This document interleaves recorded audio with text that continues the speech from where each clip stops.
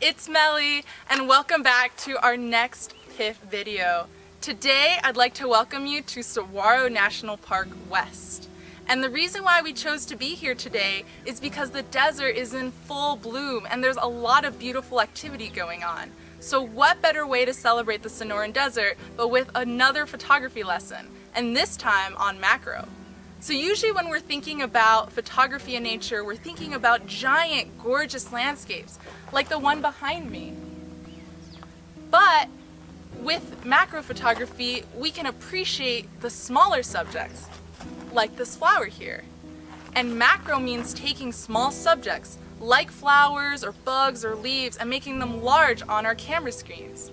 Now today, we're going to be using the PIF camera for our macro photography lesson. Now before we get started, I want to make sure to show you guys how to set this to the macro setting, and then we can take a look at our subjects. So let's get our camera ready for macro photography. The very first thing we need to do is turn it on, and you'll see that our camera is currently on auto mode. We need to fix that, and by pressing the screen button, we'll get it to P, program. Now that we have the P on our top right, let us get the macro setting on, and we need to start off by pressing Func Set and then using the info button to scroll down until we see the mountain icon.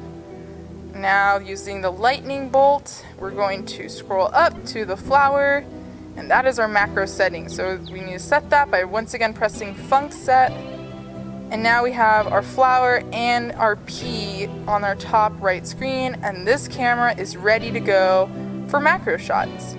If you want to take other kind of shots, you just need to exit out of macro, and then your camera is ready to go. Great, so now that we have our camera in the right setting, we took a walk and look what we came across. This is the saguaro blossom, which is actually Arizona's state flower. And it's really neat to see these because these flowers and buds, you can only see them between the months of April through July. So they start off like these buds here, and they become these gorgeous flowers, and they attract pollinators. So bees and birds and bats are responsible for pollinating the saguaro. And finally, in July and August, these buds and flowers will turn into fruit. And the fruits are eaten by birds and coyotes and even people. The Tohono O'odham peoples are able to gather in these lands, and they collect and harvest these fruits to make a variety of things like syrups. So being that this is a gorgeous subject, let us utilize it for our macro lesson here. Now remember that with macro, we want to take a small subject like this one and make it large on our camera screen. And when we're getting close, we want to make sure we're a foot away or closer. And a foot is about the length side of a paper. So let's take our first shot a foot away from our subject. And it's great because our subject is in focus, but we aren't really filling the frame. So I think we should actually zoom in with our camera, fill in the frame, and take our second shot.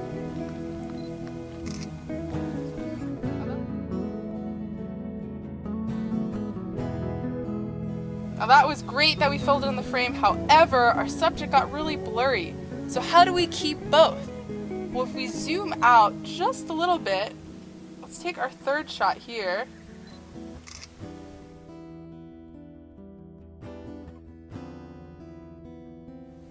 Nice! So it looks like we were able to keep our subject in focus and stay really close.